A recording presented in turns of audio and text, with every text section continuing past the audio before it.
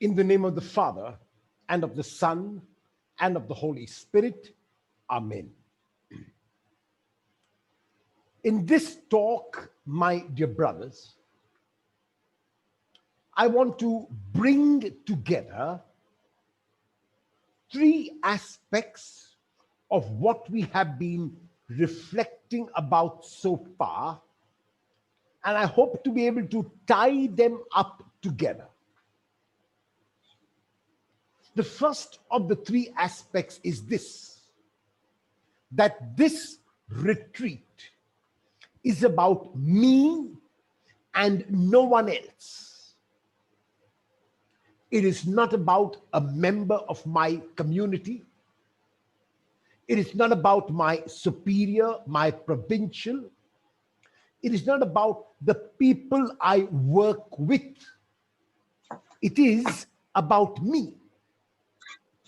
The second is the blocks which I will encounter when I try to encounter Jesus, the blocks, the temptations, the danger, the fear of going into that wilderness, my wanting to be active, my wanting to always be doing, because I'm afraid to face myself. I'm afraid of the demons that I will encounter.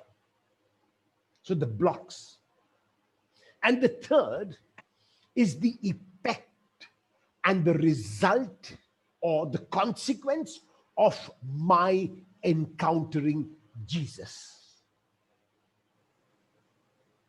And what is interesting to note is that I myself will be surprised at my response. It will be a spontaneous response. In the Gospel of John, chapter 1, verses 35 to 40, we read there about the first two disciples who followed Jesus. Towards the end of that encounter, we are told, one of them was Andrew, the brother of Simon Peter. And Andrew, the brother of Simon Peter, the first thing that he did after encountering Jesus was rushed to his brother to say, "We have found the Messiah." And Andrew himself was surprised by his own response. And so I know that you also will be surprised, not surprised so much as stunned by your own response of encountering the Lord. And so, brothers, to move on to the first point, the retreat is about me and no one else.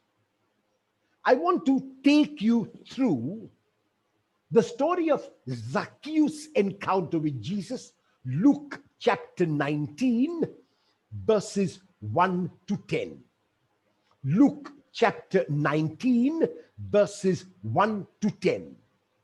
It is the story of the encounter that Zacchaeus has with Jesus. But before we can go to Luke chapter 19, I want to begin with Luke chapter 9, verse 51. Luke chapter 9, verse 51 begins the time when Jesus is setting out toward Jerusalem. And in order to tell us that Jesus is now setting out toward Jerusalem, which begins Luke's travel or journey narrative, this is what Luke says in this verse. When the days drew near for Jesus to be taken up, that is his ascension, Jesus set his face to go to Jerusalem. Set his face to go to Jerusalem. Translated, this verse means that no one, nothing, no matter how challenging, will deter him, will take him away from this destination, which is Jerusalem. Some translations have, when the days drew near for him to be taken up, Jesus set his face as flint. He set his face as flint, which means that if you took a matchstick and you rubbed it on his face, you would get a light. Set his face as flint. So in other words, it shows the determination of Jesus. He will not be stopped. He will not be deterred. As a matter of fact, immediately after setting his face, he sends his disciples to prepare the way in the Samaritan town to which he is going to pass. The Samaritans will not accept him because he is going toward Jerusalem, and they did not accept Jerusalem as the place of worship. So they don't accept him. Now, James and John want to respond with violence, but Jesus says, no, I'll go away another way. And he takes a longer route, possibly. He takes a longer route and moves towards Jerusalem. So whether it is non-acceptance of a Samaritan town or anything else, it will not deter him from going to Jerusalem. This is the background with which we must read Luke chapter 19. Now we are 10 chapters later, and he is moving resolutely toward Jerusalem. Now he is nearing Jerusalem in chapter 19. In chapter 19, verse 1, we are told, Jesus entered Jericho, which is about 15 kilometers or 15 miles from Jerusalem. Entered Jericho only to pass through.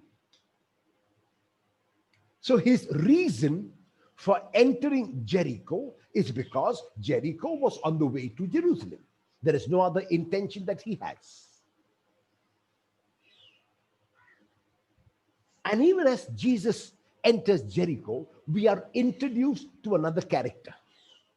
That is the character of Zacchaeus. And I would like you, brothers, my brothers, to place yourself in the position of Zacchaeus. Because this brings me to the second point which I spoke about, namely the impediments that I will encounter when I try to meet the Lord. The impediments, the obstacles, the difficulties. So we are introduced to Zacchaeus, and I would like you to place yourself as Zacchaeus. And we are given 4 facts about Zacchaeus. And the first is that he was a chief tax collector. The second, that he was rich. Third, he was trying to see Jesus, and he was short in stature. These 4 are both advantages. Some are advantages, and others may not be seen as advantages. So you also, placing yourself in the position of Zacchaeus, can see your advantages, your strengths, you might say, your strong points, and the challenges or the weaknesses. Zacchaeus was a chief tax collector. A chief tax collector, which means he would be surely higher than someone as Levi or Matthew. Matthew or Levi were only tax collectors. Zacchaeus is a chief tax collector, which possibly means he had many tax collectors working under him. And Levi and Matthew would have been possibly tax collectors, but working under Zacchaeus. So Zacchaeus is not just a tax collector, he is a chief tax collector. Now Jesus has shown himself to be a friend of tax collectors and sinners. Luke chapter 5, verses 27, verses 29 to 30. Luke chapter 7, verses 29, verse 34, and especially Luke chapter 15, verse 1, where Jesus is eating and drinking with tax collectors and sinners, and because people complained, he told the parables of the lost sheep, the lost coin, and the prodigal father. The context of those 3 parables is his table fellowship with tax collectors and sinners. And so, Jesus is a friend of tax collectors and sinners. You can interpret this in your life to mean the Lord wants to make himself known. You can interpret this to mean that the Lord wants to be your friend. The Lord wants to reveal himself to you. The Lord is knocking on the door of your heart. Revelation chapter 3, verse 20. Behold, I stand at your door and knock. So the Lord takes the first step. The Lord takes the initiative. The Lord is saying, I want to be one with you. I want to achieve that intimacy with you. I want to be friends with you. The second fact about Zacchaeus is that he was rich. Besides the many other names that Luke's gospel is known by, it is also known as the gospel of the poor. Luke is concerned about the poor more than any other evangelist. It is only in Luke that the beatitude is pronounced specifically on the poor and not the poor in spirit, like in Matthew chapter 5, verse 3.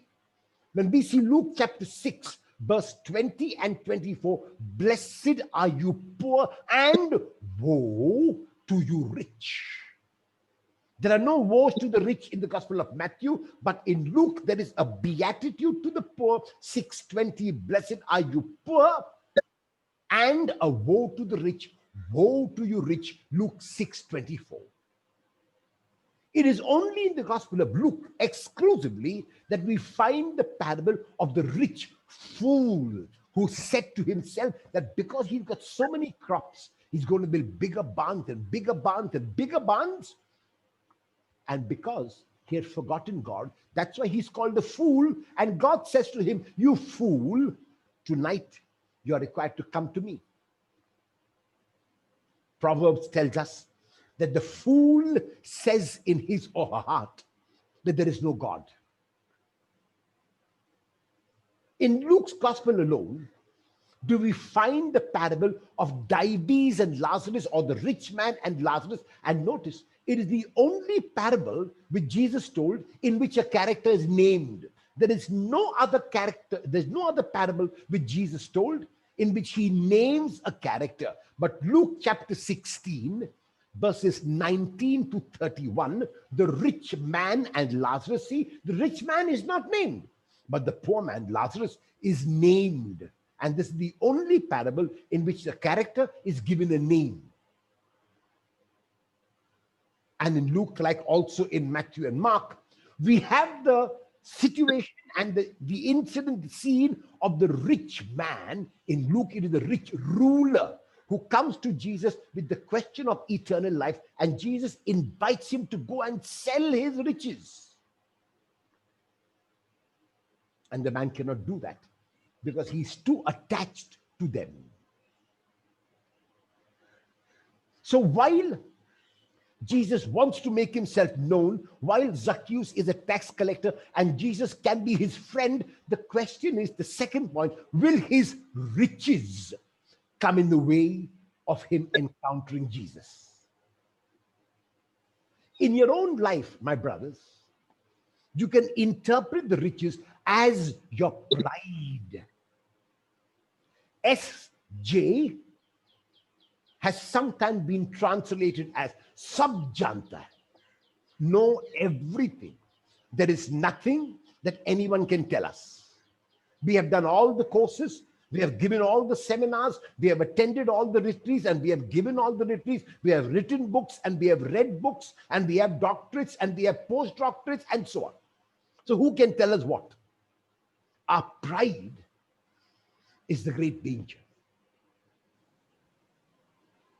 I was talking to my sister, and I was telling her, I'm a little surprised to see recent photographs of Pope Francis. He's wishing people, and among all of those whom he is wishing, he is the only one who's not wearing a mask. Everyone else around has got a mask. And despite the fact that he's not wearing a mask, they feel obliged to wear the mask because that is the rule, that people have to wear the mask. And I was just sharing with her. I said, I wonder, I'm sure he has his reasons, but I wonder why he's doing that, especially in public. And she said to me, because he's an SJ, because he's sab janta hai, because he knows everything. So you see, sab janta hai, so my pride can be my riches. In the case of Zacchaeus, we ask, will his riches come in the way? Will there be a hindrance? What will be my hindrance to this encounter with God?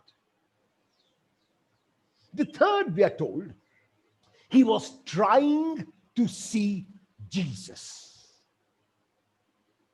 We are not given the reason. We don't know why. He possibly had heard about Jesus. Somebody may have told him that he was an extraordinary man. We don't know. We only know that he was trying to see Jesus. Now, my brothers, in the exercises, Ignatius goes to the extent of saying, do you desire? And the retreatant says, no, I do not desire. And then he asks, do you desire to desire? If you do, even that is enough. Even that is enough. So Zacchaeus desired, he was trying to see Jesus. And we are told, the fourth point is that he is short in stature. Now, what exactly is the reason why Luke tells us he's short in stature? Can't short people see Jesus? No, Luke says there is something added, and that is there is a crowd. So the linking up of the short stature is with the crowd. In other words, if there was no crowd, then Zacchaeus could see Jesus no matter how short he was. If there is a crowd and Zacchaeus was tall, then he could see Jesus. But in the case of Zacchaeus, what happens is that he is short and there is a crowd. Now, this is what I call an external and an internal impediment or obstacle. In the case of Zacchaeus, the internal impediment is his short stature. And the external impediment is the crowd. If one of them was absent, then Zacchaeus could see Jesus. Namely, if there was no crowd, even if Zacchaeus was short, he could see Jesus. If Zacchaeus was tall, even if there was a crowd, he could see Jesus. But the point is, in the case of Zacchaeus, both come together. And I now interpret these impediments in my own life. What are my internal impediments? I will give you a starting point and you can take off for your reflection from there. One of these is this. I have made so many retreats. I have kept on being faithful to my retreat every year, but there has been no change at all. So what change can I expect? I just go through this as a routine, as a mundane exercise, as something which I do annually. Like I have my meals on a daily basis. I make my retreat on an annual basis. Like I go for my daily walk. I make my retreat as I go for my daily walk. Another is that I have, during the years, lost faith. Yes, I am a Jesuit.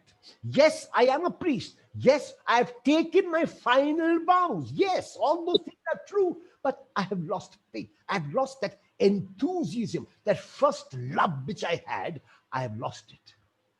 Now, I'm just going through the motions. I'm just doing, I'm in the ministry, I'm in the apostolate, I'm the parish priest in a place, professor in a college, I am the principal of a school, I am doing all of these things, but I'm doing it as a routine. I'm just doing it as some other work. I've received so many hits from former provincials, from superiors, from my companions. I have not felt loved at all. And so something within me has died. My heart is fossilized. My heart is dead. There is nothing now inside, no substance whatever. These are my internal impediments. There could also be my external impediments. I am so busy. I'm such an important person in this organization. Without me, things are going to collapse. So therefore, I have to go. I don't find time for anything else. I'm so very busy doing this, doing that. Actually, I'm busy, but I'm doing nothing. At the end of the day, if I were really to take stock of what I have done, what I have accomplished, I will find it is nothing. But I was busy. I was rushing about. I was moving from one place to another. I worked very hard, but I don't work smart. Hard work alone is of no use whatever. I'm at my table 15, 16 hours a day. And at the end of the 16 hours, I ask you, what did you accomplish? And you have almost nothing to show. What is the point? What is the point?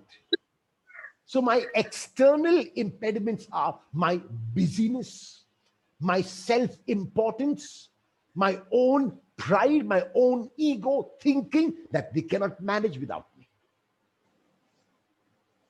And so, my brothers, in the case of Zacchaeus, both of these come together. The hindrances come together, the obstacles come together, the hurdles come together, and this, my brothers, prevents him from seeing Jesus, and this, my brothers, prevents you from having encountered the Lord.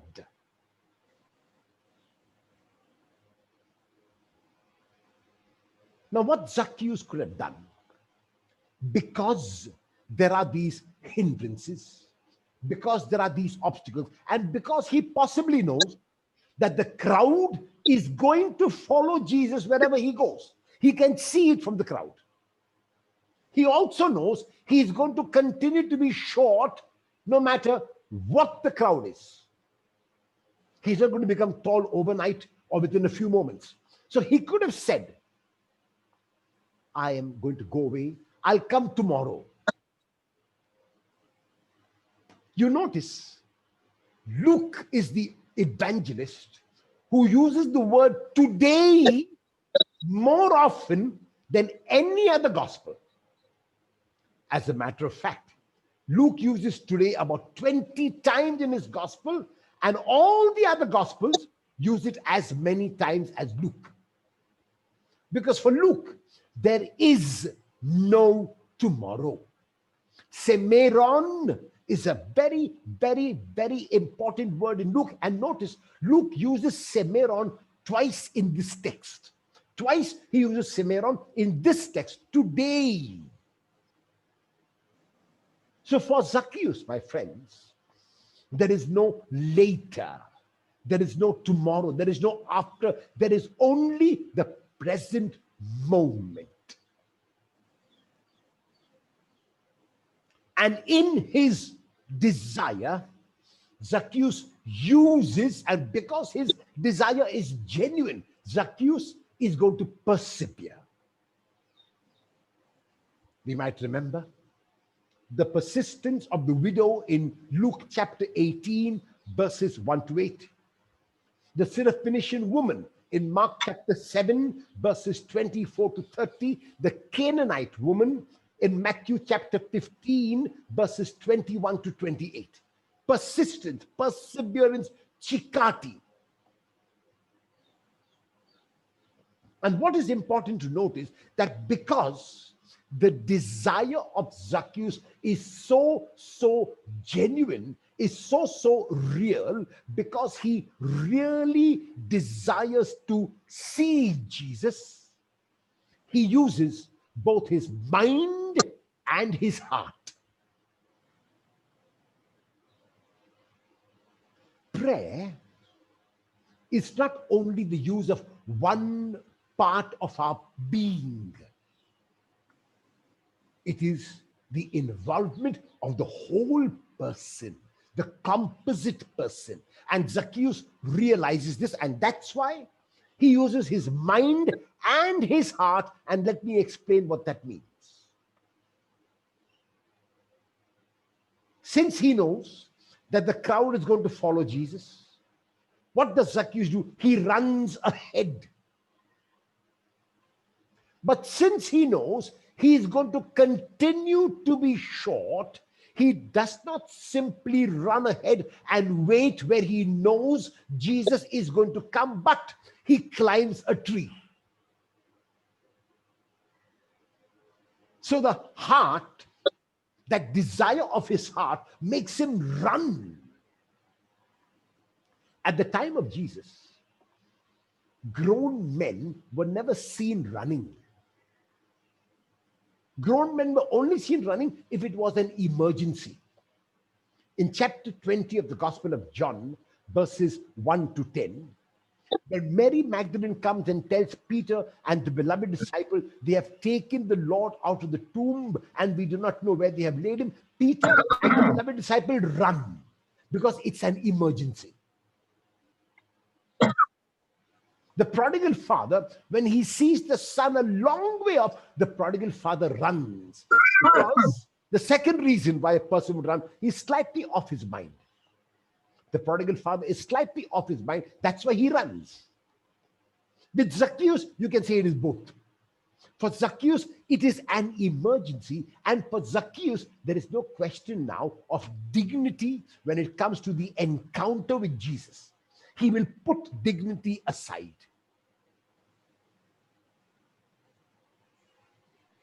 So Zacchaeus does two things: running and second, climbing a tree. The running signifies the movement of the heart, and the climbing the tree signifies the movement of the mind. If Zacchaeus had used only his heart, he would have run and waited by the side of the road. The crowd would have come with Jesus. Zacchaeus would still have been short and therefore still unable to see Jesus, and would have run further and further and further. And he would have had to run maybe through Jerusalem then. But Zacchaeus uses not only the mind, but also the heart, and so runs and climbs a tree. My brothers, I spoke about your internal and external impediments. The internal impediment of your thinking that you have been fossilized, of your thinking that no change has come about you, of your thinking that you're too entrenched in your way of doing things, of your thinking you have been beaten too strongly by others, of being treated contemptuously by others, of not being given your due, of not being given the credit you think you deserve. And so you have lost hope, you have lost interest, you have lost everything. That internal.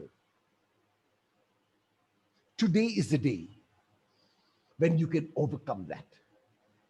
And the external, remember, life was going on before you and me, and life will go on after you and me, no matter in what position you are. These positions, my brothers, are temporary. They are passing. They are here today and not there tomorrow. There have been so many great men and women in our world, and sometimes they have been taken away from this world in the blink of an eye, and the world has gone on. And remembered them for a few days, and after that forgotten them. And remembered them next on the anniversary. So for those of us who think we are indispensable, this is a good lesson. So we overcome that external impediment because we are serious about our encountering Jesus. Zacchaeus was serious, his desire was genuine, and so that is why he can run and he can climb a tree. And then, my brothers, something which in today's world, so many of us find very, very, very difficult to do, that is wait.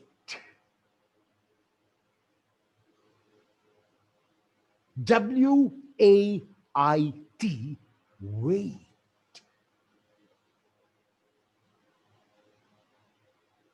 When we are driving or when we are riding, whether a car or a scooter or a bike, and we're on the road, and we notice there's a signal ahead, and the signal ahead is slowly moving from green to amber, and the next step from amber is going to be red. And so the moment we see that it is moving to amber, we want to rush before it turns red, because we don't want to wait. Today, in the morning, when we get up for our morning prayer and when we go for breakfast, more often than not, we have Nescafe, instant coffee. And now there is instant tea. So instant coffee, instant tea. So instant, at the blink of an eye. We don't want to wait. We don't want the coffee to percolate. We don't want the coffee to brew. We want things instantly.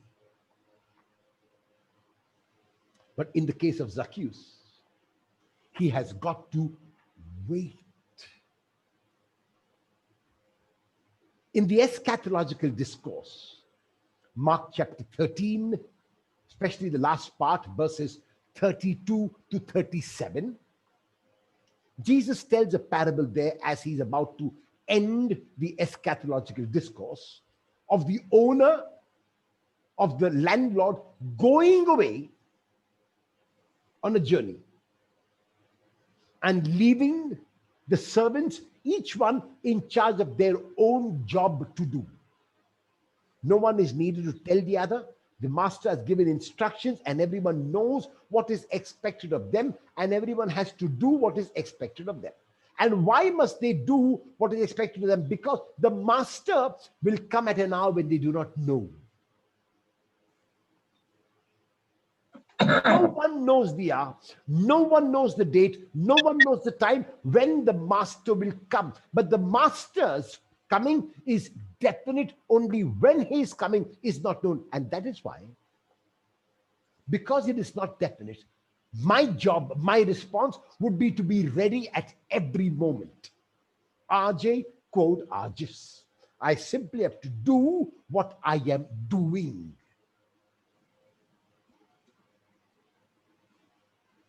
This is known as the active waiting.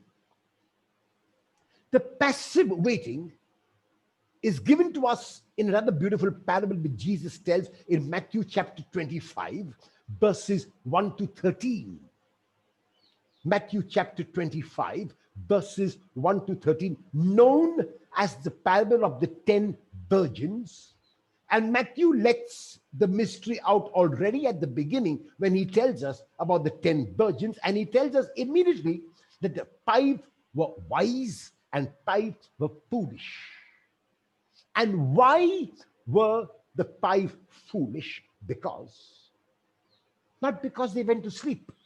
All the 10 went to sleep. It's not that 5 were awake and 5 were sleeping. No, all 10 went to sleep. But the foolish ones did not have oil in their lamp. They did not prepare for the delay of the bridegroom. So preparation. When is the preparation done? Not at that moment. The preparation is done at this moment, now. In chapter 16 of the Gospel of Luke, verses 1 to 8, Jesus tells there the parable of the dishonest steward. The steward was caught for being dishonest, and the master said to the steward that he was going to be relieved of his duties.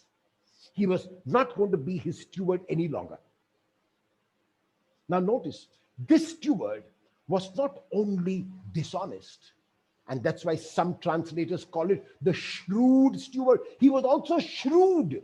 He was also clever. You know what he did? He knew that tomorrow will be tomorrow, but he prepared for tomorrow and the day after, not tomorrow and the day after. He prepared for it now, in the moment. And how did he do it? In the moment, he called his master's debtors one by one and changed their debts to the master. So the preparation is done in the moment, but for the future. The 5 wise virgins made the preparation in the moment for the delay of the bridegroom, and the 5 foolish ones did not make the preparation in the moment. They tried to make the preparation at that moment. When the bridegroom came, there is no scope, there is no chance. That is called a passive waiting, and this is called an active waiting. So the steward shows us actively how to wait, and the 5 wise virgins show us how to wait actively. So waiting actively to have oil, simple. In one sentence, if I could summarize how to wait actively, I would say, do what you are doing. And this will apply to any moment and any time. If at a particular moment I am doing what I am meant to do, whether it is teaching a class, whether it is doing my meditation, whether it is having my meal, whether it is having my siesta, whether it is going for my walk, whether it is celebrating the Eucharist, if I'm doing what I'm meant to do at that moment, then I'm on the right track. I am waiting actively. And then, my brothers, even as I wait, there is the danger that I may get tired. Because the Lord will come when the Lord comes. One thing is definite, that the Lord will come. There are no two ways about that. The Lord will come. However, when is only for the Lord to know.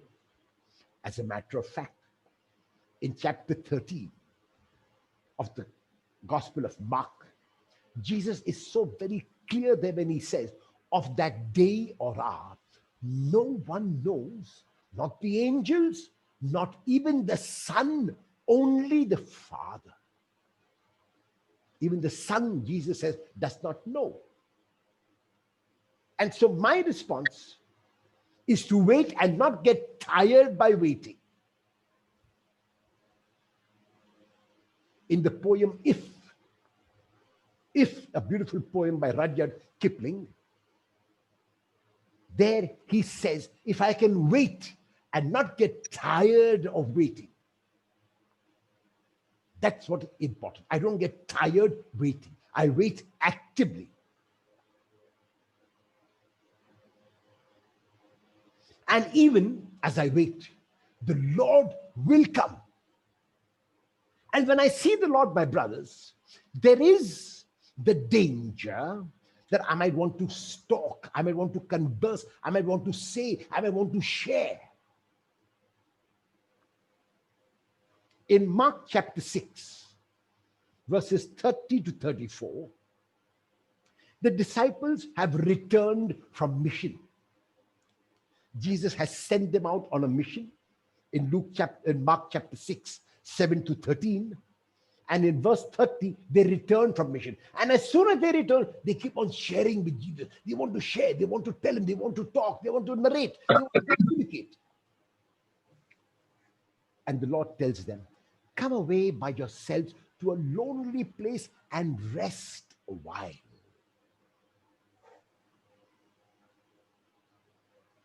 Zacchaeus is aware of this.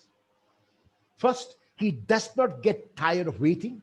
Second, he has overcome both his obstacles. So now he has become taller because he is in a sycamore tree. Second, the crowd will mean nothing now because he can see the Lord, he can see Jesus from his vantage position.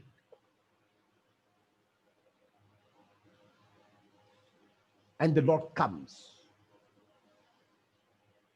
And even though Zacchaeus may have wanted to say something, he shuts his mouth. He shuts his mouth, but he opens everything else. He opens his eyes, he opens his ears, and most importantly, as we will see in a few moments, he opens his heart and he listens.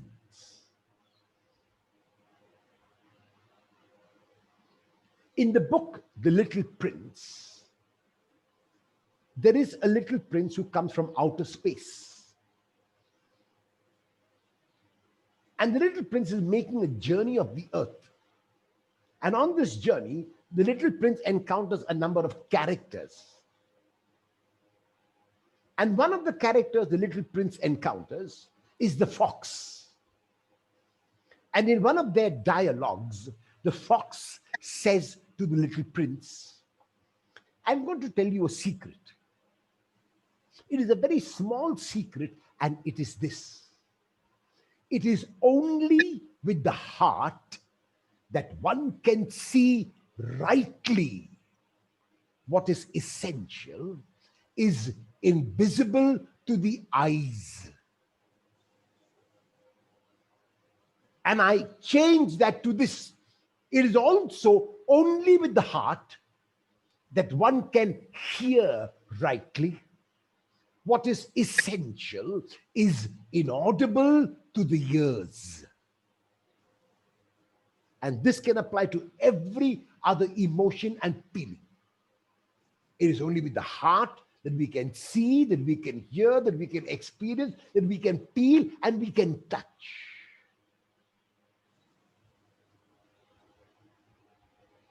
And so Zacchaeus listens not only with the ears of his head, he listens with the ears of his heart. He listens with every fiber of your being. And the Lord comes and sees Zacchaeus and stands under the tree. And the Lord says to Zacchaeus, notice, Zacchaeus, hurry, come down, hurry. Why did the Lord want Zacchaeus to hurry? Because he saw the enthusiasm. He saw the desire. He saw that Zacchaeus was genuine and real. And this is what the Lord will do. He will make your desire his own. There was no need for Zacchaeus to hurry, actually. The Lord was not going to go anywhere. So there is no need to use the word hurry. But Jesus in Luke deliberately uses the word hurry because he sees the enthusiasm of Zacchaeus. Zacchaeus, hurry and come down. And notice, in 951, I said, he set his face toward Jerusalem. And up to now, up to chapter 19, he is moving resolutely toward Jerusalem. He entered Jericho, we are told in 19:1, and was passing through. There is no intention of his remaining, of his staying. He entered Jericho and was passing through. Now, he tells Zacchaeus, Zacchaeus, hurry, come down. I must stay in your house today. For the first time, Luke uses the word today in this context.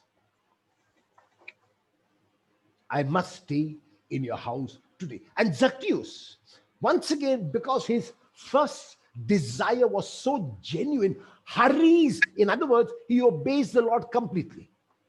Hurries and comes down. And even as Zacchaeus hurries and comes down, this today, which I mentioned to you, is used by Luke so often.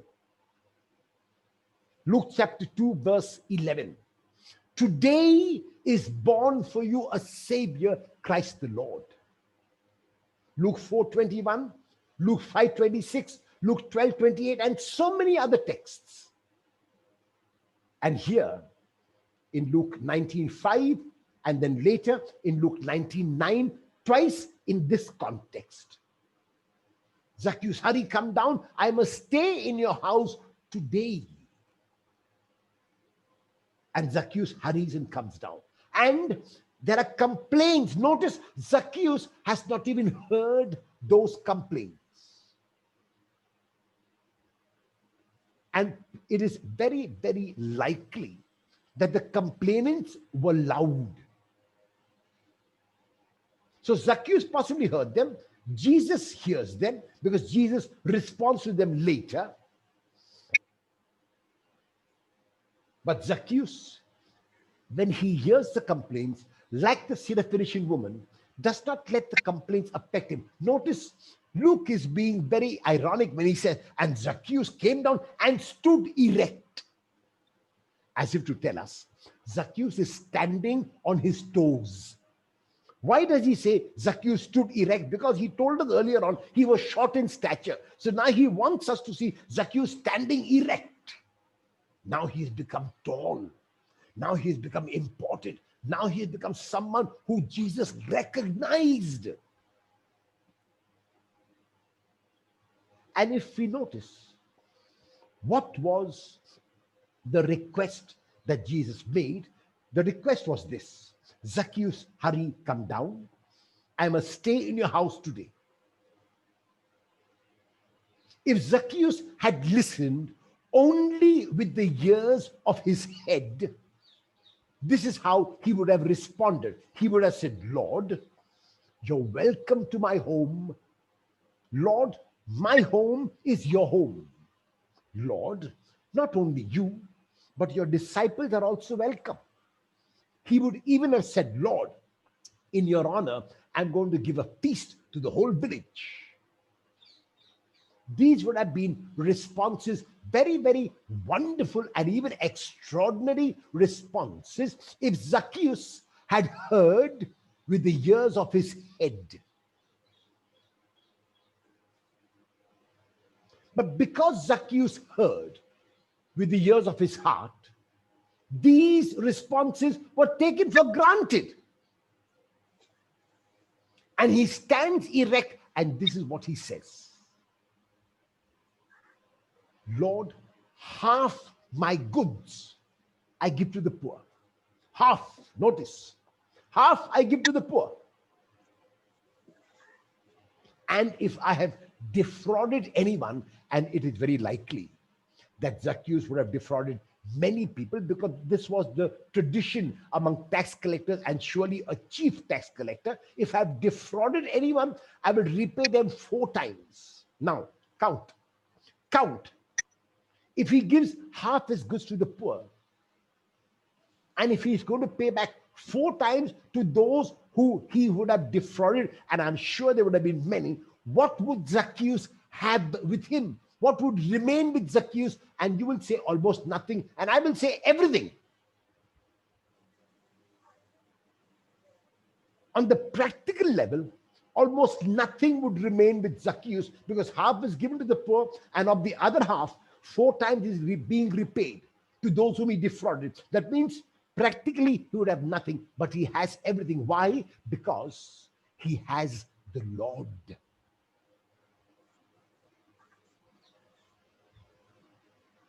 And the Lord, who has heard the complaints, now responds, today salvation has come to this house. Today, for the second time, the Lord uses the word semeron, today.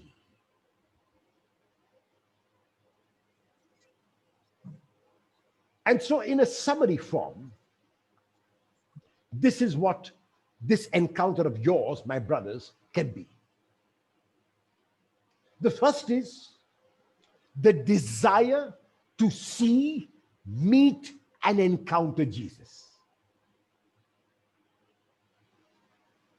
Is your desire genuine? I said to you in the talk in the morning that Jesus had his own relationship with the Father.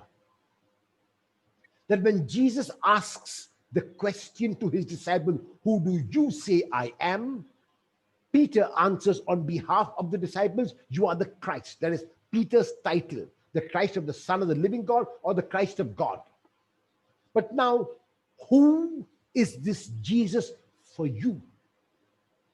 So the desire to see Jesus. Do I want to encounter him?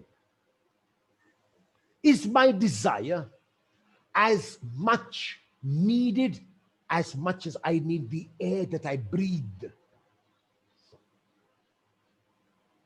Is my desire as real as my taking in a breath and letting the breath out? If it is, then there's every likelihood that I will encounter him. And even as this desire makes itself known in me, there will be impediments, there will be obstacles, there will be hurdles, there will be difficulties, there will be challenges. These are both internal and external. It could be my diffidence, could be my lack of confidence, could be my past experiences, could be my own self-importance, could be my distractions during prayer, could be my procrastination, could be my hurts, my resentment, my jealousy, no matter what.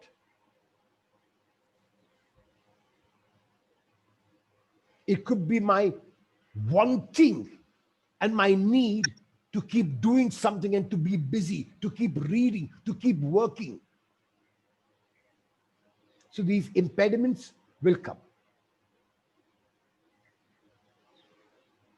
And even though Zacchaeus encountered those impediments which seemed on the surface level to be insurmountable, he overcomes them.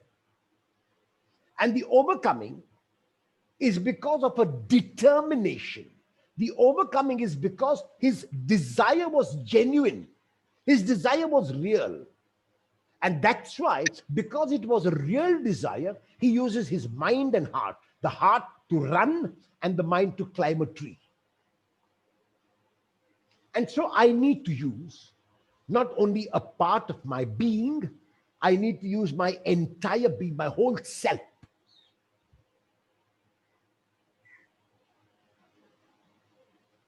And then I wait. Waiting is an art. Waiting is not easy.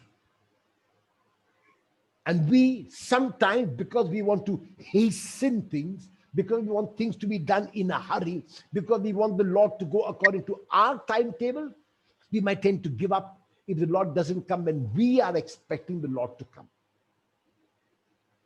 But we have to wait.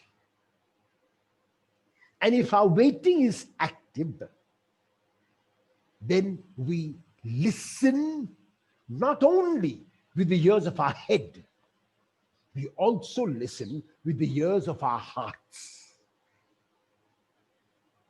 And because we have listened with our hearts, we hear even what the Lord is not saying. Notice, if you look at what the Lord asks of Zacchaeus, hurry, I want to stay in your house today. That's all the Lord wants. Wants to stay, wants to remain one day, and the Lord is gone the next. But because Zacchaeus listened with the ears of his heart, and because you will listen with the ears of your heart, your response will stun even you. If you had told Zacchaeus, even as he stood among the crowd and tried to see who Jesus was, if you had told him that you're going to do this by the end of your encounter, he would never have believed you. He would have said impossible. He would have said no. He would have said, no, my riches are mine. I have earned them. My position has got them for me, and they will remain with me. But now, Zacchaeus is just willing to let go. He's willing not to keep anything back. He's willing to simply go because the Lord has now come to him.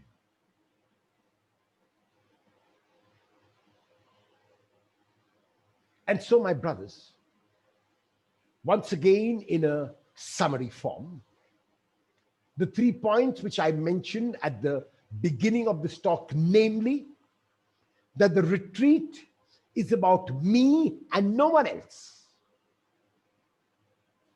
I ask myself, what are those blocks to my encountering the Lord? And once I do, the effect, the result, the consequence of my encounter with the Lord will stun either me like it stunned Zacchaeus. Glory be to the Father, and to the Son, and to the Holy Spirit, as it was in the beginning, is now, and ever shall be, world without end. Amen. In the name of the Father, and of the Son, and of the Holy Spirit. Amen.